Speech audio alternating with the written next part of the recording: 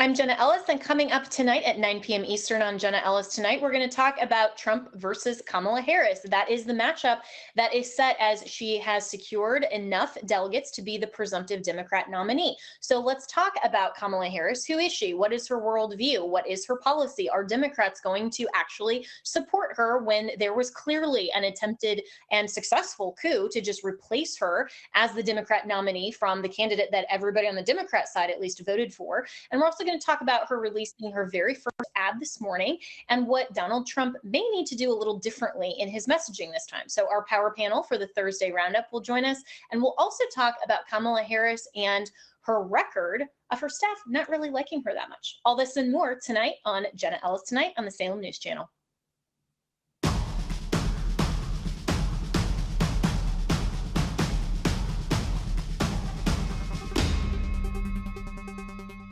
Well, friends, you might have heard that Mike Lindell and MyPillow no longer have the support of their box stores or shopping channels the way that they used to. They've been part of this cancel culture, so they want to pass along the savings directly to you by having a $25 extravaganza. I love that word, extravaganza. When Mike started MyPillow, it was just a one-product company. With the help of his dedicated employees, they now have hundreds of products, some you may not even know about. To get the word out, I want to invite my listeners to check out their $25 extravaganza. 2-pack multi-use My Pillows are just $25. My Pillow sandals, also awesome, only $25. Their 6-pack towel sets are $25. And brand new 4-pack dish towels, you guessed it, just $25. For the first time ever, the premium My Pillows with the all-new Giza fabric, just $25. And orders over $75 will receive free shipping too. This amazing offer won't last long. Go to mypillow.com, use the promo code Jenna, or call 800-564-8475 today. That's 800-564-8475, or go to mypillow.com and use the promo code Jenna.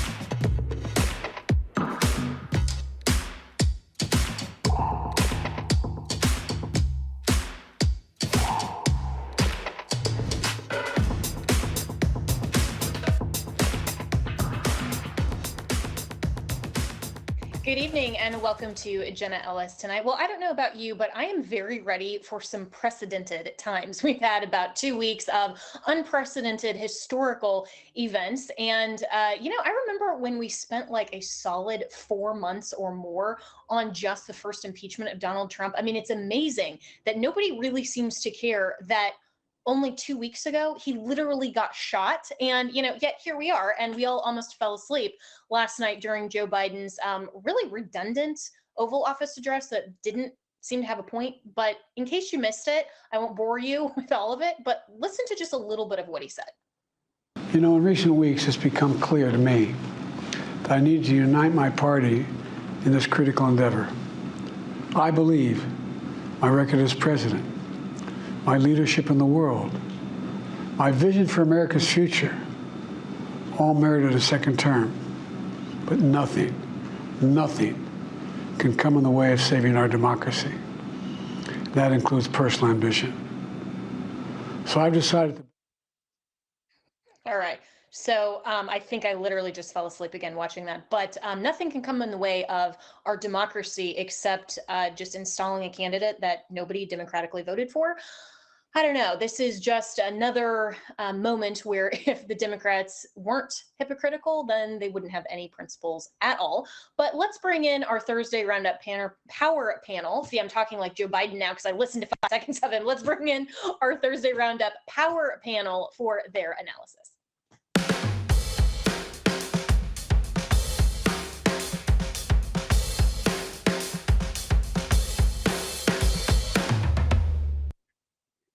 We have Robin Byro, who is a Democrat strategist. If he still wants to call himself that, we'll talk to him about that in a moment. We have Jeff Hunt, who is a Salem, Denver radio host for KNUS Denver. And we also have John Cardillo, who is a former NYPD and a GOP strategist when the GOP actually pays attention to smart people. So, gentlemen, welcome. And, I'm feeling really snarky today because I'm just so over all of this. But, Robin, let's start with you. So, Democrats are just installing their candidate and still claiming that democracy is on the ballot when I didn't see any ballots that say the name Kamala Harris. So, what exactly is going on here with the Democrat Party? I was the first person that I know of at all by a mile to call it a coup on national television, and I still maintain that that's what happened. This was a coup by the donor class, the elite class of the Democratic Party.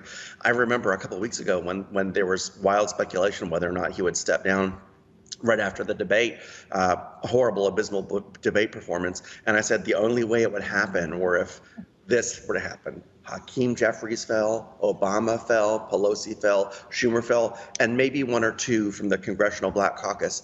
And then it came to pass that they all did.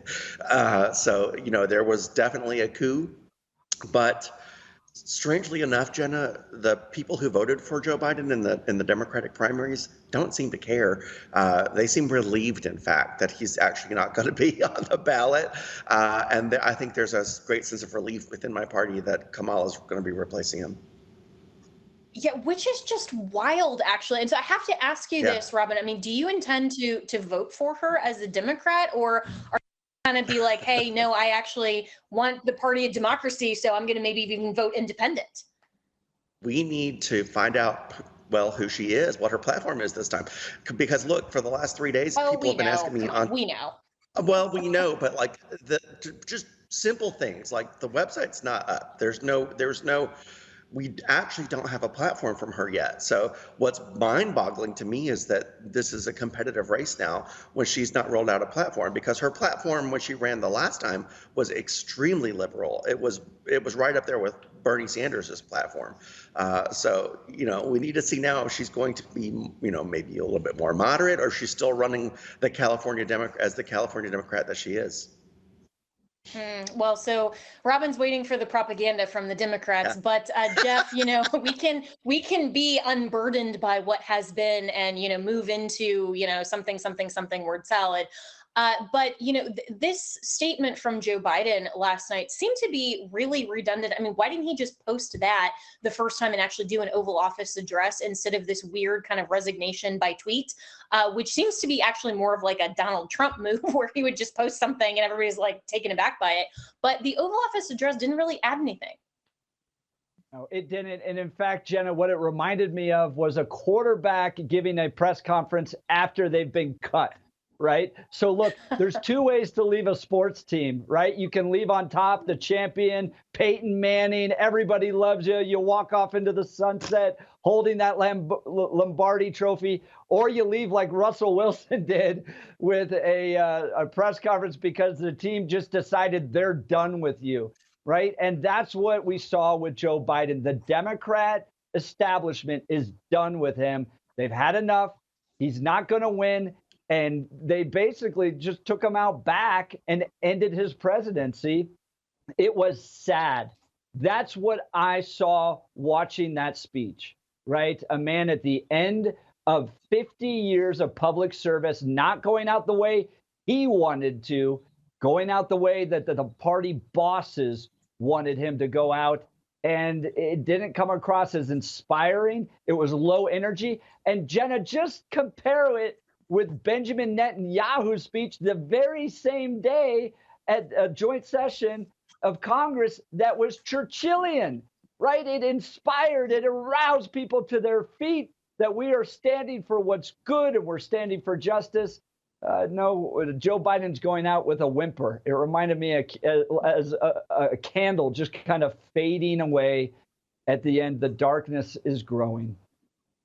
Yeah, it truly was sad. And I mean, I would feel sorry for him if he hasn't been literally one of the worst presidents across American history. But John, it struck me as he's sitting there, touting his accomplishments and saying, I've been the greatest president in the history of America, and therefore I'm resigning and I'm not going to seek reelection. I mean, it was just, it was so laughable, actually, that he's actually trying to say I've been so great, and because of that, I'm withdrawing. Yeah, look, it reminded me of something that Marco Rubio said in the 2016 GOP primary when he was talking about Obama, and Marco was trying not to be combative and inflammatory, and he said, well, Barack Obama's not a bad person, he's just a bad president. Maybe that's disputable, but Joe Biden is a horrible president and an even worse human being. The man existed for 50 years. He was pro-segregation. He was one of the most racist guys in the United States Congress. He then went on to profit from his office. No one knows how much money they've made. He's completely destroyed his children. I mean, the odds of that happening, if there was good parenting in that home, are far less than what we're seeing from Hunter and Ashley Biden. And he tried to do the same to the nation. He used that office so that he could profit, his son could profit, his business partners could profit, his brother could profit. I think Joe Biden is a horrible human being. I think this is karma coming back to bite him. And I think he's getting what he deserves. History remembering him as a feeble old man pushed out the door by people to whom he was no longer useful. And frankly, it couldn't happen to a worse guy. Yeah, so maybe we should be saying that Kamala came back to bite him, but yeah, really, I mean, you can insert the laugh track on that one, but Robin, where is Jill Biden in all of this? Because she was at the fore saying everybody's so pro Joe and he's going to make it, and was his biggest champion and helped him off the stage, all these things, and then we just got like the little heart emoji on his tweet, and then this supposedly handwritten note that's like, thanks everybody, but she has not been seen in public that I'm aware of since then. I mean, that's kind of weird. It is weird, and I saw a note from her.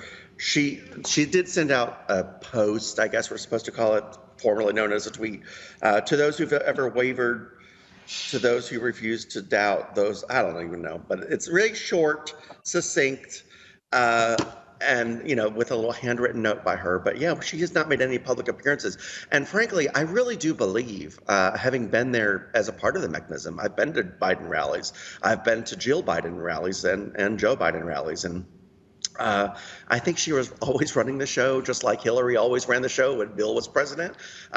So it's kind of strange and out of character for her to be completely just out of the picture right now. It's bizarre, Jenna. Yeah. So Jeff, this all is weird, and I agree with Robin that this is a Democrat coup, and yet we're seeing this matchup between Donald Trump and Kamala Harris, and Donald Trump has now actually said that, and he's invited her to several debates. Do you think that's a good strategy moving forward? Do we want to see the debate between Trump and Kamala? 100%. All of America wants to see this debate, right? We love the big fight nights, and so does Donald Trump. He loves to walk out of that tunnel with all the lights and all the people and the nation's attention on him. I went back and watched some of his debates with Marco Rubio and Jeb Bush and Hillary Clinton. I think that's where he's most comfortable. I think he's itching to get in the debate stage. I think it would be wrong for him not to do this. And I think he would do a good job against her because, look, the D.C. establishment, and especially Kamala Harris, she's been handled with like kid gloves for the last 4 years. She's been the vice president. No one really challenges her. I'm ready to see Donald Trump get into the ring with her.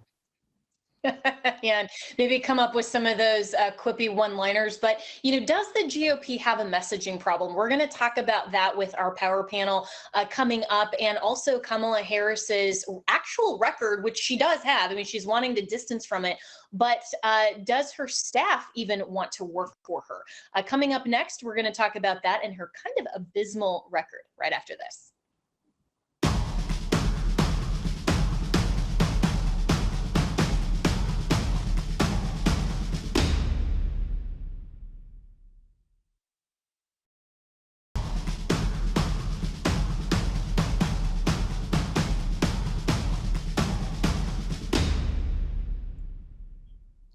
So, who is the real Kamala Harris, and why are Democrats trying to just memory hole her actual record? And we've seen that there has been just a complete wiping away from places like Axios and others about Kamala Harris actually being the border czar, and that she actually had a 100% the worst record of being a liberal senator. I mean, I thought that Democrats actually were proud of their liberalism. Well, a new Substack also shows this from Open the Books, that Kamala Harris had a 92% staff turnover during her first 3 years as vice president. Chaos reigns on the vice president's staff, and Harris tried to hide it by claiming that her office is not subject to the Freedom of Information Act, or FOIA. So Adam Andrzejewski, who is the author of Open the Books and this article, and also the founder of Open the Books, joins me now. So Adam, I think this is actually really important that nobody seems to like working for Kamala Harris. Yeah, it's true. Her office turnover, it's been rocked. There's been 92% turnover from her first year when she employed 47 employees to her third year. Jenna, only 4 employees survived that 3-year period. And in the national media, the Washington Post, early on, they interviewed 18 of her former staffers, and the responses were pretty telling. They said that she, working for her is like, quote unquote, propping up a bully, and they felt uncomfortable working for her in her office environment. They said that you had to endure a consistent amount of criticism that was actually unwarranted when you worked for her, and that she has a lack of confidence as a boss. Axios actually published, and this was not too long ago, that that the reasons that the senior staffers were leaving was because they didn't want on their resumes to be known that they were a quote unquote Harris person.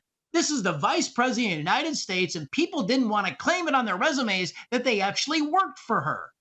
Wow, this is really shocking, especially when she's being propped up, and a lot of the Democrat media and the propaganda is just this wonderful, lovable woman, and she's trying, of course, to secure the women vote, and yet you see that her staff, that of course are both genders here, 92% don't like her, and so what is the typical though turnover rate for an office? I mean, some may push back and say, well, there was a really high turnover rate in the Trump administration as well. Well, we were told there was. We were told that nobody, quote unquote, wanted to work for Donald Trump at the White House. So we've crunched those numbers at openthebooks.com. In a similar time, in the exact same time period, using the exact same methodology, Trump had 72% turnover. So Kamala Harris's turnover is roughly 30% higher than Trump's. Joe Biden in the same period had 77% turnover. And so Kamala Harris has 91.5% turnover. Trump had the best run office as compared to Biden and Harris. So isn't that always the way that the Democrats like to project what they themselves are guilty of? And so, and then some people now, of course, would say, well, even though they use that against President Trump, well, who cares? It's a high pressure environment, and, and personality doesn't really matter. It's about her policies. I mean, what does this in your mind, in terms of messaging to voters who may care about this? Why is this so important to understand when we connect this to who Kamala Harris actually is? Because to everybody in the private sector, like you and I, and everybody that works here at openthebooks.com and across the country for a private sector employer, you know that if you have 92% turnover in a 3-year period on your office staff, you're out of business. So, Jenna, I actually had our in-house CPA crunch our numbers from January of 2021 through March of 2024. And this is the exact same time period that we crunched the numbers on the office of vice president. And here's our numbers. We turned over only 12% of our payroll. We had 88% employee retention. Now, I run the business here at openthebooks.com. I run our auditing and oversight function. And on my team, we had 100% employee retention. So these numbers, they don't make any sense to the private sector. Yeah, you're absolutely right about that. And retention and office working environment, all of these things are a really big deal in the private sector. But, it seems like the public sector, it just doesn't even matter, and they can get away with whatever they want. But it's also fascinating to me, the article mentions, as we read in the outset, that Kamala Harris tried to hide this by saying that she wasn't accountable to a FOIA request. That's a little interesting to me as well. I mean, if there's nothing to hide here, then why not, as a public office, just turn this over? Seriously, like I wrote this at Forbes a couple of years ago when the Office of Vice President rejected our Freedom of Information Act request for her office payrolls. She is the least transparent elected official in the entire country. Last year, we filed 55,000 Freedom of Information Act requests, and we captured nearly every single public payroll in the country, except for the Office of Vice President. They refused to turn it over. Her top lawyer actually said that they're not bound by it. They're exempt from federal FOIA, the Sunshine Laws, the People's Right to Know laws. But here's the deal. We got the payrolls because we are entrepreneurial. We think outside the box. We know that she is the president of the Senate as the sitting vice president. The Senate, the U.S. Senate, even though they're not subject to FOIA, the Senate discloses their payrolls. They also disclose their vendor spending. So we reviewed the Senate payrolls, and sure enough, mixed in there was the Office of Vice President. We pulled that information to give oversight to this. Jenna, make no mistake, our oversight, 92% office turnover, which fact checks all those staffer responses in the national media. 92% office turnover. That is the story that Kamala Harris never wanted you and I or the American people talking about. Wow. And isn't it crazy that she thinks that she's above the law while she's going out there and messaging that somehow, the Democrats are the party of law and order and no one is above the law. But of course, the Democrats try to hide everything when it suits them best. And so, why hasn't this been a bigger story? Potentially on, even conservative mainstream media. I mean, of course, we're going to cover the stories here on the Salem News Channel that are actually relevant and important, but I don't see this being broadcast from, a lot of the traditional mainstream media. So it's been on prime time on cable over the course of the last number of days. Only once were we actually cited on the statistic. So millions of people are getting the information that she has such extreme turnover. But here's the deal. You'd think she'd learn some lessons, especially over the course of the last year when she was thrust even further into the national spotlight, when she had to have known that the president's mental acuity was fading. You'd think she would get better, but she actually got worse. She turned over half her payroll in the trailing 12-month period. She lost 24 out of 50 of her staffers. Wow, that's incredible. And in just the last minute we have here, I mean, did she have that same type of conduct when she was the California Attorney General or when she was in the Senate? Or is this lack of transparency only since she attained the vice presidency? So, we should pull that payroll when she was Attorney General. So in the state of California at openthebooks.com, we have the payrolls going back all the way back to the middle 2000s when she was Attorney General. It would be instructive to see if she was hiring men versus women back then, or, if her payroll turnover was the same. Yeah, absolutely. Well, once you get that information, we'll look forward to having you back on. And, openthebooks.com, really important work that you guys do there, Adam. And I so appreciate this because it gives us an insight into more than just the propaganda and the messaging that, Kamala Harris is putting up on her ads. And we're going to play one of those for you coming up a little bit later in the show. And we'll be right back with our power panel.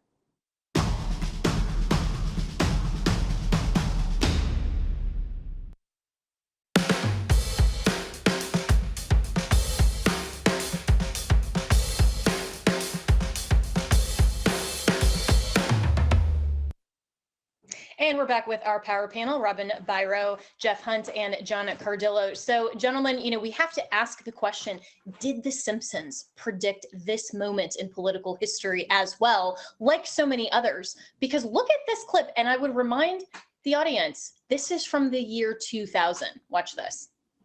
As you know, we've inherited quite a budget crunch from President Trump. How bad is it, Secretary Van Houten? We're broke. The country is broke? How can that be?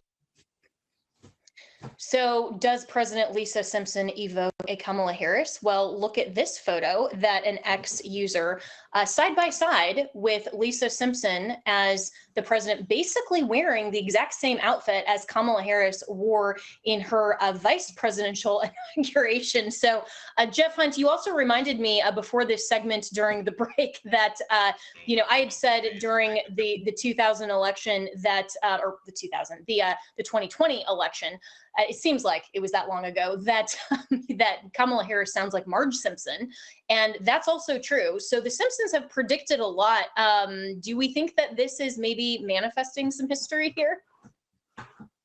Well, I wish so. I wish the comparison was fair, because I would take Lisa Simpson over Kamala Harris any day. But yes, you did America a great service by reminding us that Kamala Harris sounds a lot like Marge Simpson. And what I always found interesting about that, Jenna, was how offended Marge Simpson was to be compared to Kamala Harris. So I think the offense is anywhere being compared to Kamala, not the idea that we're comparing Kamala to the Simpsons. Yeah. I mean, that response was just hilarious to me, and the Simpsons actually did a short based on that, like responding to my tweet, and she was saying, "As a suburban woman, Jenna, blah blah blah," and Kamala Harris, and then cackling and everything, and and it's so hilarious how pop culture can really move the political needle. But Robin, jump in here. I mean, this is something that X users have prolifically noticed, that so many events have been called out by the Simpsons, years prior to actually happening. I mean, this is kind of weird. They predicted 30 or more major national events, and Trump becoming president was one of them, lest we forget. They also predicted things like autocorrect way before it became a thing, smartwatches, AI. I mean, what if the Simpsons just isn't wrong, Jenna? Yeah, the pandemic, exactly. So, I think it's time that we need to start looking through archive footage of The Simpsons to see what's going to happen in the future. Yeah, probably. And also, John, I think now we can also look to Veep, because, those of us who've worked in Washington always say, we think going into Washington as like kind of the bright-eyed bushy tail, that it's going to be like the West Wing. We are concerned that it might be like House of Cards, and we get there and it's actually Veep. But now Veep is literally becoming reality when she's saying, maybe I should become president. And, and some of those clips that have now made the rounds on social media, I mean, this is a weird mashup of pop culture meets actual unfortunate reality. I mean, what more proof do we need that we live in a simulation and the alien overlords are just laughing and having fun with us? Because this cannot be reality. I mean, Joe Biden's speech doesn't convince you. And 30 some odd predictions by The Simpsons, and everything that's happened in the last 2 weeks, I can't make sense of any of this. I give up. I have no idea. I know. And you know what? I was texting a friend last night, John, that somewhere in some parallel universe, Ted Cruz won the 2016 brokered convention at the GOP, and I wonder how those people are doing in that parallel universe. Ted Cruz is probably out in Cancun in that parallel universe, having just totally lost to Hillary Clinton. We're now part of the new remade USSR, but I'd really love to know how those people are doing in that parallel universe. But anyway, we will be right back with more of the Power Panel to talk a little bit seriously about the messaging of the GOP, the Simpsons, and their predictions notwithstanding, because I do think that the GOP has a messaging problem when it comes to Kamala, or should we say Lisa Simpson. We'll be right back.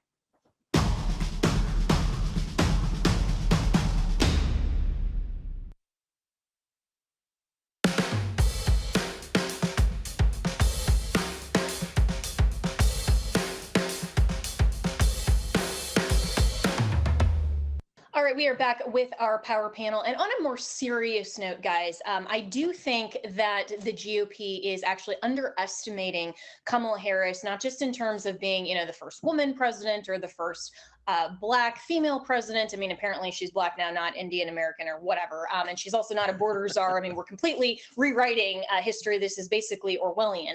But there is a contrast here between the messaging from Kamala Harris and the messaging from Donald Trump. And that was on full display this morning. So Kamala Harris actually released her first ad this morning. Watch this. In this election, we each face a question. What kind of country do we want to live in? are some people who think we should be a country of chaos, of fear, of hate. But us, we choose something different. We choose freedom. Freedom, freedom, I can't move.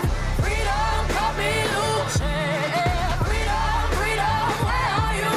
'Cause I need freedom too. The freedom not just to get by, but get ahead. The freedom to be safe from gun violence. The freedom to make decisions about your own body. We choose a future where no child lives in poverty, where we can all afford health care, where no one is above the law. We believe in the promise of America, and we're ready to fight for it. Because when we fight, we win.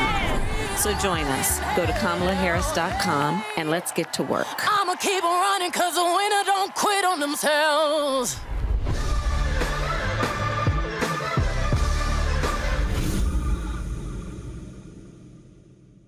All right, some pretty powerful stuff there, but it's really interesting that Kamala Harris and her vision for America and saying that freedom basically means to reinvent society in the image that you prefer. I mean, this goes right back to the Garden of Eden saying that you too can be like God. I mean, that is the central message of what she thinks that America ought to be and what America is. And you're seeing, not only the pride flags and the whole quote unquote reproductive freedom. I mean, she's literally talking about a Marxist worldview, and that is on full display. And yet you hear, the Beyonce song in the background, and she's championing freedom without actually defining that. So there are a lot of problems with Kamala's messaging, but it's still more disciplined than Donald Trump. And he was on Fox and Friends this morning, responding to some of the violence and the protests that were outside of Union Station yesterday, following Prime Minister Benjamin Netanyahu's speech. And talk about just missing the moment.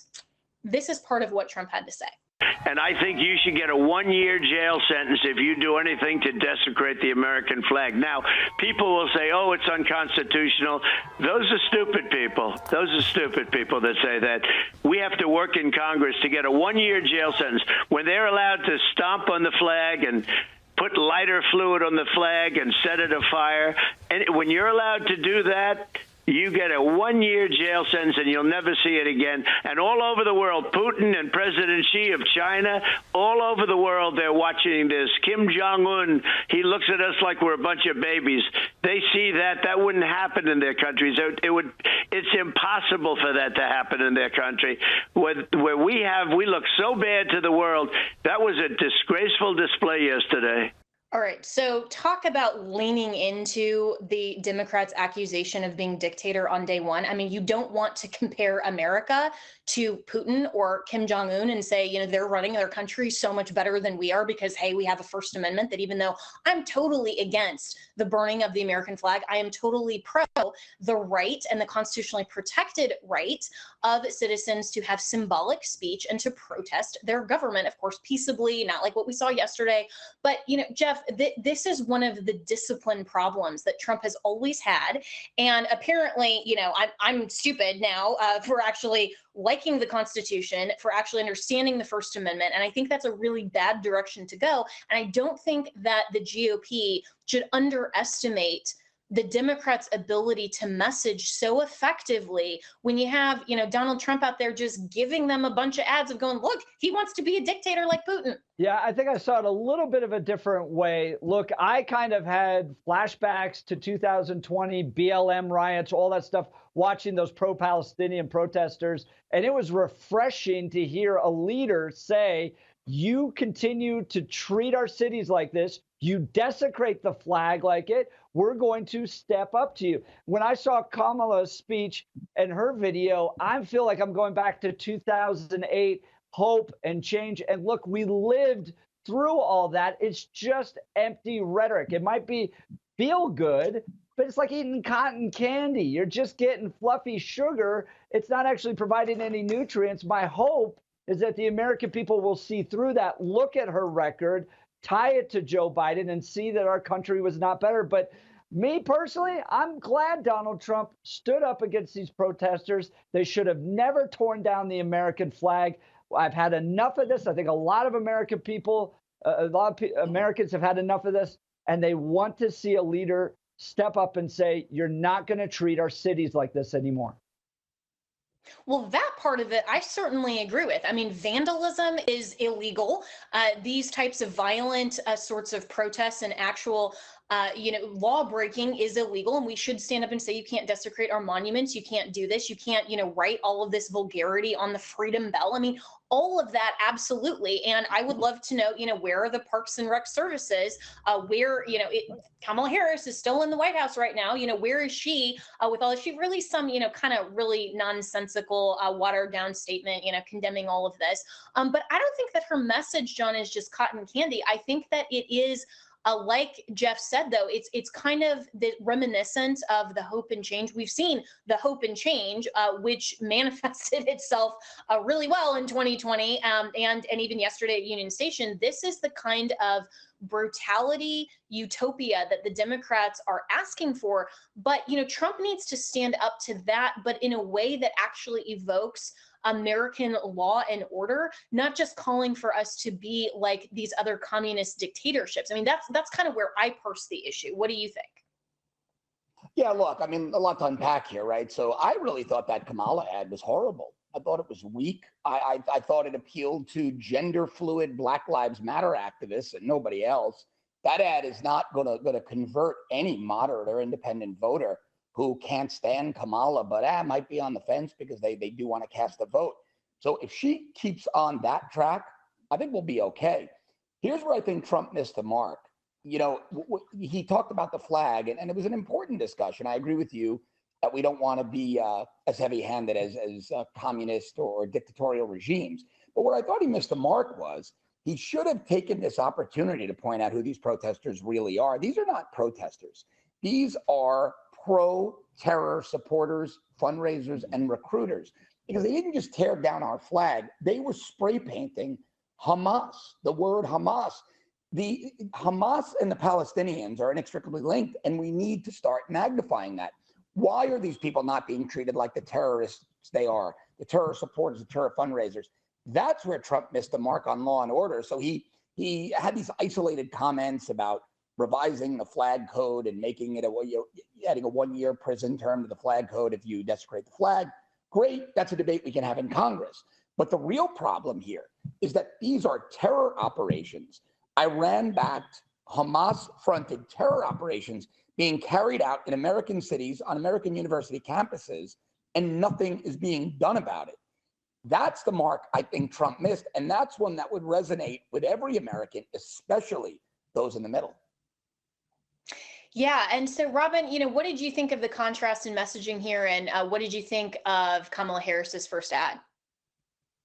Jeff was right. It is very reminiscent of the campaign that I ran for Obama in 2008. The hope and change and the feel good and props to you for recognizing that as a Beyonce song. I actually didn't even pick up on that. But, good on her. I have a little bit of pop culture. Marge Simpson will be proud. Yeah. Yeah, exactly. It's all right, but it's not heavy. It's not the heavy-handed approach that we need right now. I don't really want more kumbaya moments. That didn't work as well for Joe Biden, and it's not going to work for Kamala. So she's got to come out with actual policy and have some substance to these, and not this feel-good garbage. Unfortunately, there's not a lot of policy being discussed, and we're going to have to leave it there, but we'll be right back with more with our power panel.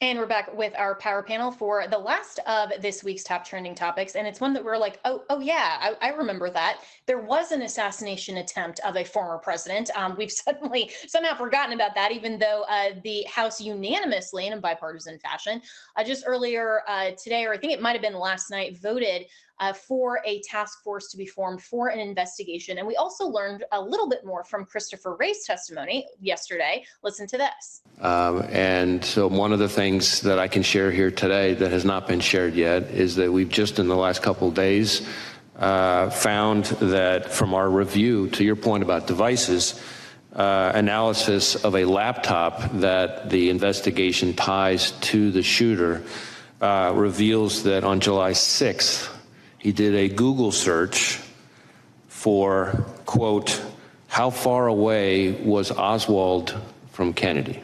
All right, John, we'll start with you. This is really important. I hope that the task force actually accomplishes more than Congress normally accomplishes on these things. But this is a story. I mean, it's wild that this isn't the top trending headline, that all of the air has come out of this story and we're just focused on, Kamala and her new campaign and kind of have moved on from this story. But where are we at in terms of accountability and actually investigating what happened? Look, we've known each other a while now, Jenna, and I'm not a conspiratorial guy. In fact, I get flamed by many on the right for pushing back on a lot of those conspiratorial narratives. Robin knows this. We've been doing this on air together 7-8 years. I don't feel that way in this case. I'm having a hard time believing what Chris Wray is saying. I had dinner last night with a very close friend of mine, a business partner. He's a retired SEAL Team 6 operator, and he went through their sniper school. And so many things don't make sense, starting with the sniper team we saw in the photos. We now know is not the sniper team that took the shot. Makes no sense to anybody with any tactical experience. I had worked alongside Secret Service when I was with PD up in New York in a unit that was their liaison for a while.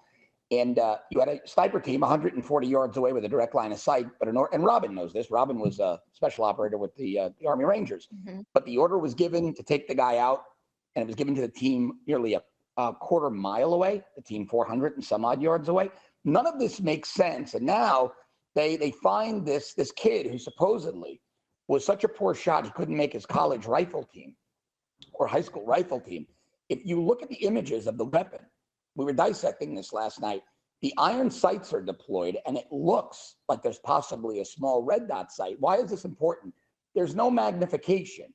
So the narrative is now that this kid with minimal training spun around to confront a police officer on the roof, then was able to spin back around under stress, let off 8 rounds, one of which almost killed Donald Trump, but hit its mark. The other killed Compatore, fire chief, and others were wounded with minimal training and iron sights on a weapon with a head-sized target. Now, can that shot be made? Yeah, but you need to put a lot of rounds downrange, and you need to have a lot of training. So special operators can do it. Law enforcement snipers can do it. Skilled hunters can do it. But this kid who supposedly had minimal firearms experience, so those of us who have quite a bit of experience in that world are having a very hard time believing the narrative. And one of the troubling things is, why is the FBI and the other investigating agencies, Secret Service, ATF, why aren't they digging into or talking about who trained this kid? Because I think that is where the story gets very damning for these agencies. And that's the question we should all be harping on, because I don't think we're going to get that answer, but that's the most important answer. Well, I hope that we actually get answers and that this doesn't just go into the dustbin of the news cycle. And so, Robin, you are a former veteran with the Army Rangers. And so what do you make of all of this? John just said what we're all thinking in the special operations community. Something in the milk ain't clean. We've thought that since the jump. I thought that since the second I saw the Secret Service bungle what happened. I mean, when I saw that with my own eyeballs, I saw the chaos and them fumbling around the Suburban trying to get the president in there. I mean, it looked like they had like day one training. And I mean, something's just not adding up with this. And I'm glad to see, Jenna, that there's bipartisan interest in investigating this and oh my goodness, thank goodness that director resigned. And I want to say also that Kamala Harris missed a mark on that. She should have called for her resignation while she was running as a candidate. That would have been a bold, smart move.